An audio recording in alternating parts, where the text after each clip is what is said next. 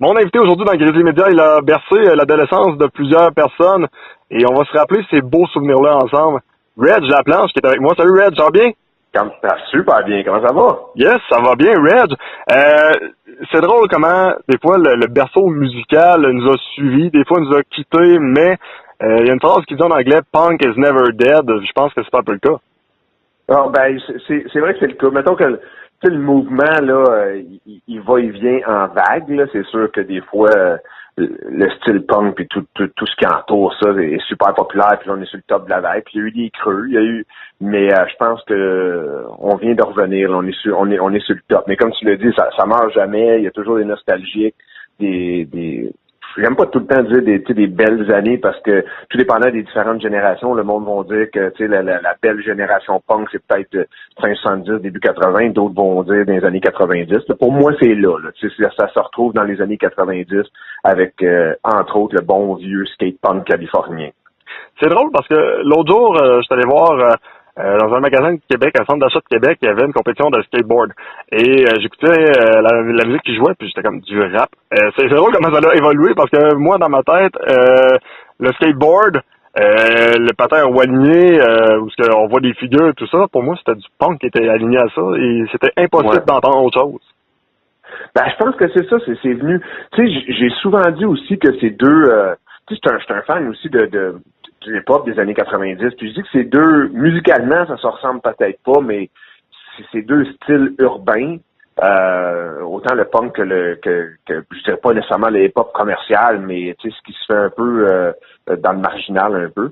Fait que c'est pour certaines affaires, ça se ressemble, ça se retrouve, mais ouais, moi aussi je viens je viens de la génération que quand tu pognais, quand tu faisais du skate ou tu checkais dans une bonne vieille cassette VHS de skate là, du jeune Tony Hawk et tout ça, c'est là que tu découvrais habituellement beaucoup de punk. Là. Tu faisais comme, c'est qui ça? Frenzo Rum? C'est qui Frenzo Rum? Ah ouais, on a une tune sur ça. Fait que ouais, moi aussi j'associe pas mal la musique punk au skate. Là, ça. Ça a passé plus de 15 ans à Musique Plus sous le nom de Reg Laplanche.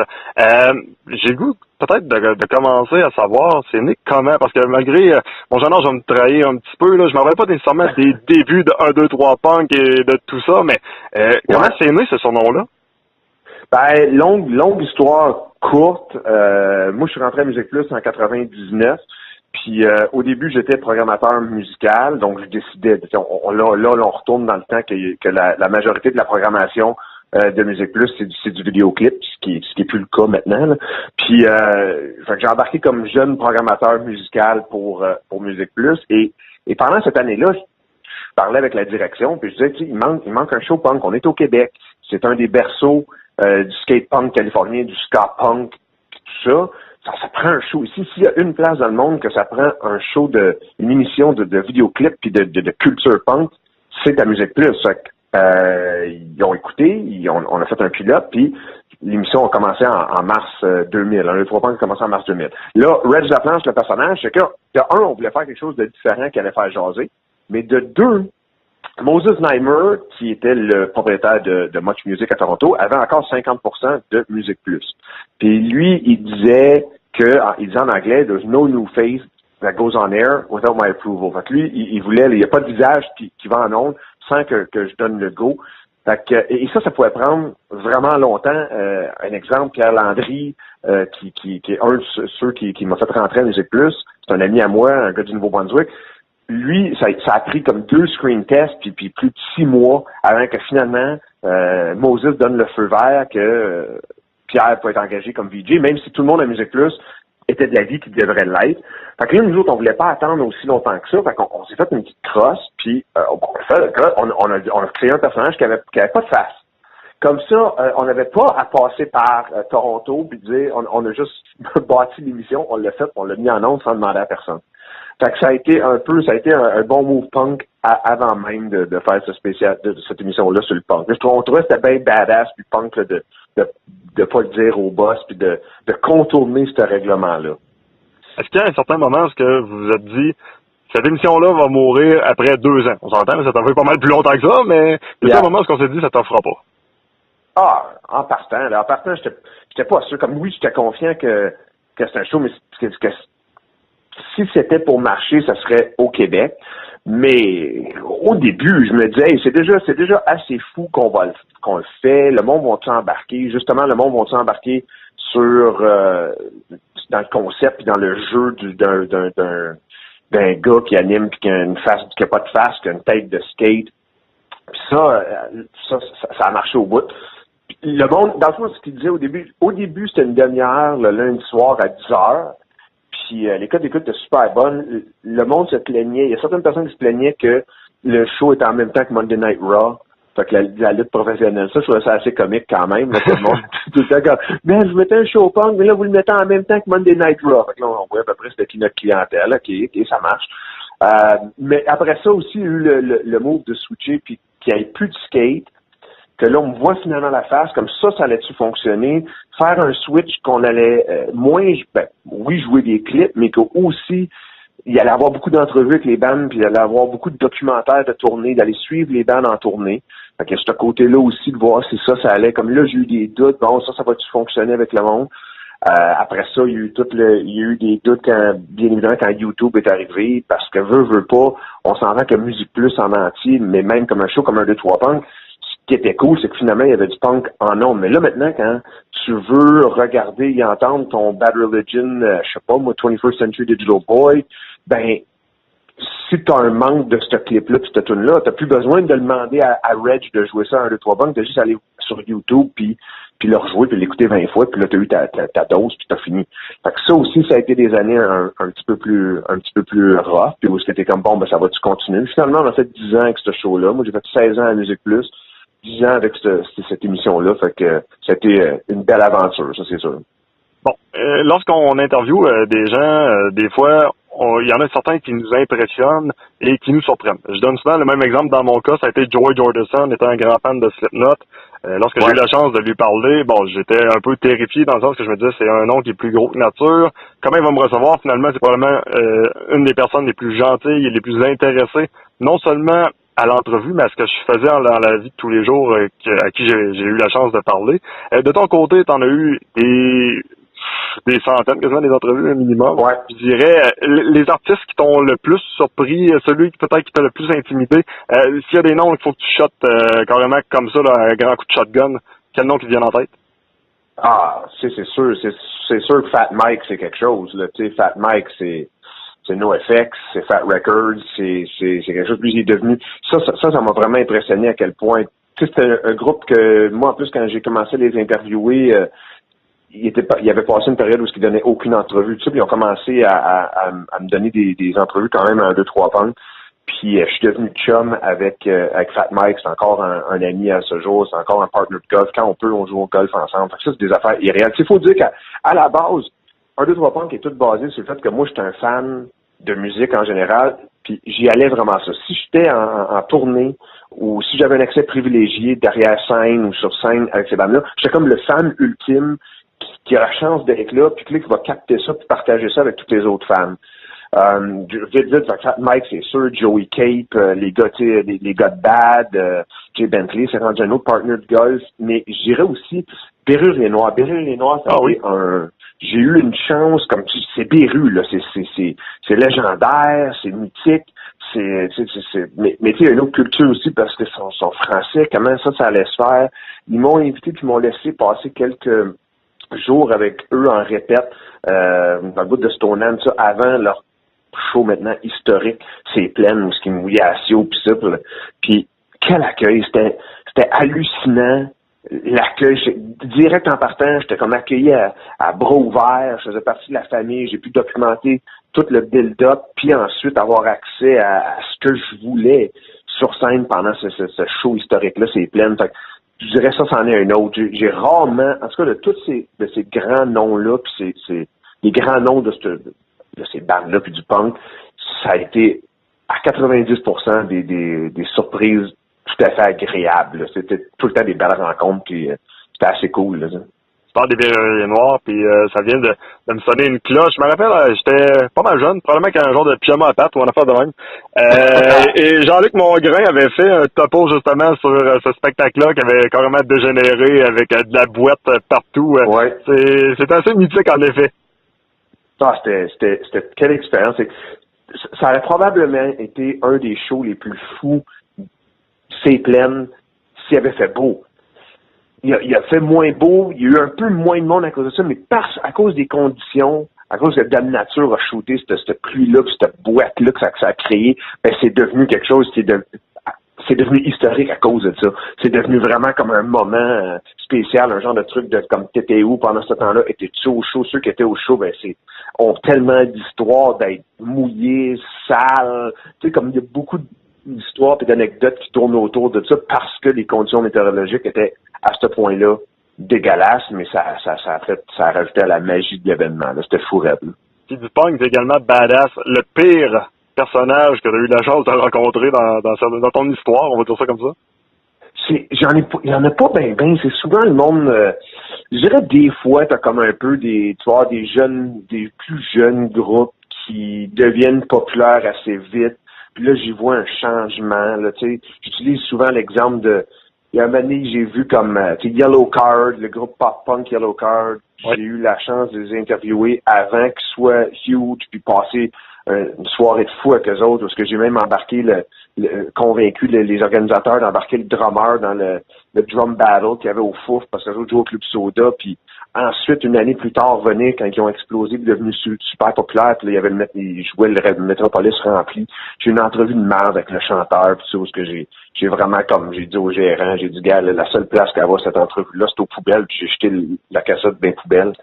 Fait qu'il y a eu comme des moments de même, mais sinon, c'est fou comment sur les centaines et centaines et centaines d'entrevues que j'ai fait, il y a pas vraiment de trucs désagréables à ce point-là, ou de chanteurs ou de musiciens désagréables que je suis comme, OK, je les interviewe plus ou je fais rien. Comme j'ai pas trop de mauvaises histoires à ce niveau-là. Je suis bien chanceux. Puis même ça, c'est même ce qui sort du punk, là, tu sais, j'ai fait Metallica, puis les gars sont super sympathiques. Puis j'ai aussi fait les gars de Slipknot, puis les gars sont super sympathiques. Dans le métal, ils sont super sympathiques aussi. Fait que j'ai pas trop de mauvaises expériences ou de mauvais souvenirs, là. Bon, maintenant, la question, watch-la bien, celle-là va être spéciale.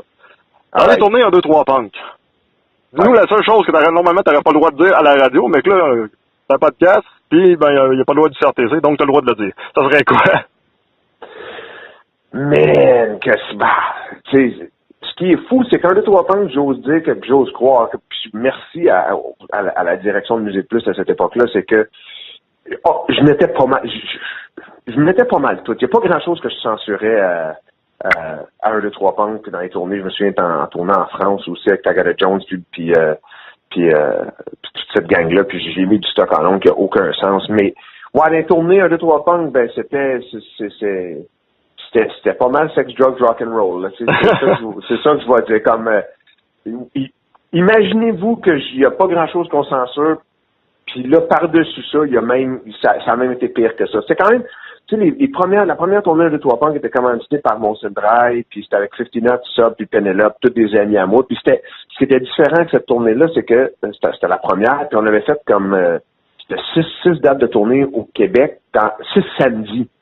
Fait que là, on se donnait en tabarnak parce que on n'avait pas besoin de faire une autre date le lendemain puis une autre date le lendemain.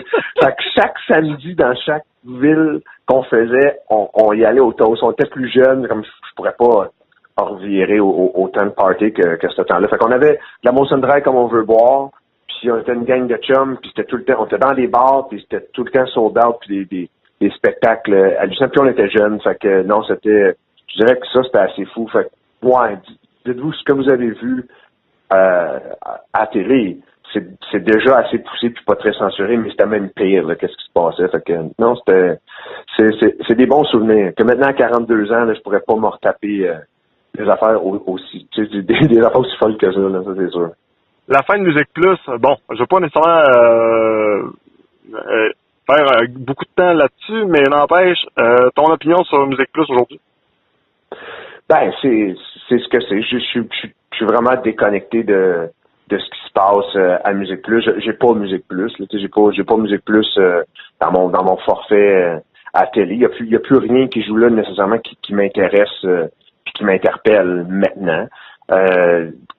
par contre, tu sais, je dis ça, puis il n'y a aucune amertume. Tu sais, j'en parle souvent avec l'oncle. Ce qui est arrivé, j'ai pu toffer. J'ai pu passer 16 des plus belles années de ma vie grâce à Musique Plus. J'ai fait le tour du monde grâce à Musique Plus. Il n'y a rien que j'ai à reprocher. C'est pas mon argent qui est mis là-dedans, c'est d'autres. Il y a des gens plus hauts que moi qui prennent des décisions de ce qu'ils pensent ce qui est le mieux à faire côté business. Depuis 2015, 16, 17, c'est pas évident non plus le portrait télévisuel. Maintenant, c'est assez tough quand même. Fait qu'il y a des décisions qui sont prises. Comme je dis, c'est pas mon cash, qu'est-ce que tu veux faire?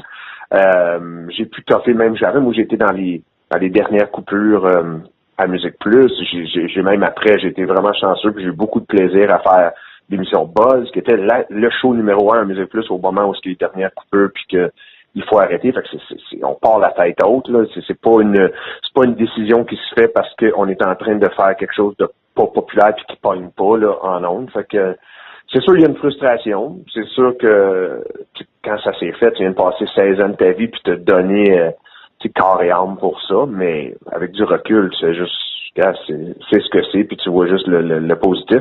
Puis j'ai envie encore maintenant, avec les nostalgiques, la page de Reg Laplanche sur Facebook est super populaire, 20 000 fans, je poste du stock, je poste mes tunes de vendredi, je fais des entrevues encore grâce à ça, je vais faire des soirées dans des bars, je ressors des tunes, j'ai animé au Rockfest parce que le Rockfest, je pense, a aidé beaucoup sur justement le retour. Le Vans Warped Tour n'est plus ce qu'il était, mais le Rockfest joue beaucoup sur justement ces bandes-là de fin 90, début 2000 dans le punk rock. Fait que non, c'est ce que c'est, puis comme je suis vraiment détaché de ce que je le vois comme des bons souvenirs, des super belles années. C'est comme je disais, 16 des plus belles années de ma vie, mais je sais plus vraiment qu'est-ce qui se passe à Musique Plus maintenant. Fait que je leur souhaite du succès puis aucun mal, puis la titre, je suis ailleurs maintenant, là.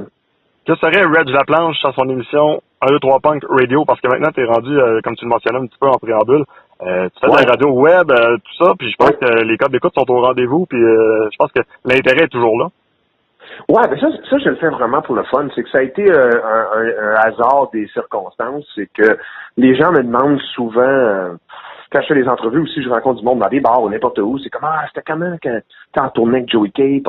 C'est comment tu joues vraiment au golf avec Mike Contenu? Donc, le monde veut savoir les anecdotes d'un 2, 3 Punk puis des rencontres que j'ai eu la chance de faire grâce à un 2, 3 Punk. Puis là, il y a un de mes bons chums, Chris Bro, qui avait comme projet de partir punkrockradio.ca, qui est la web radio. Puis moi, j'ai dit, hey, qu'est-ce que ça te tenterait-tu? On pourrait faire c'est vraiment simple, on se met pas de pression, on refait un 2, 3 Punk, même pas d'horaire, on le fait quand on veut, on se fait un show, puis on s'amuse avec ça, puis on le fait pour les gens, on le fait pour nous autres, puis on le fait pour les gens, puis tu racontes des anecdotes, puis tu joues, on joue des tunes, puis j'ai dit, moi j'embarque, c'est sûr, puis la réponse a été super bonne jusqu'ici. Là, tu vois, des fois, faut qu'on se botte le cul un peu pour lui, il me met plus, faut que moi je me botte le cul parce que j'ai quand même une autre vie à l'extérieur de ça, puis une autre job.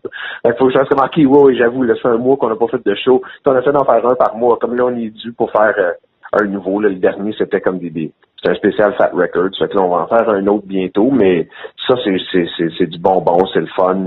Je m'amuse à faire ça, puis la réaction est bonne, puis je partage ces anecdotes-là avec les gens. Fait que c'est cool. Une dernière pour toi, le 27 décembre prochain, à l'Anti du côté de Québec, tu fais une soirée où tu es le DJ invité. Parle-nous un peu de quoi on peut s'attendre pour ceux qui vont y assister.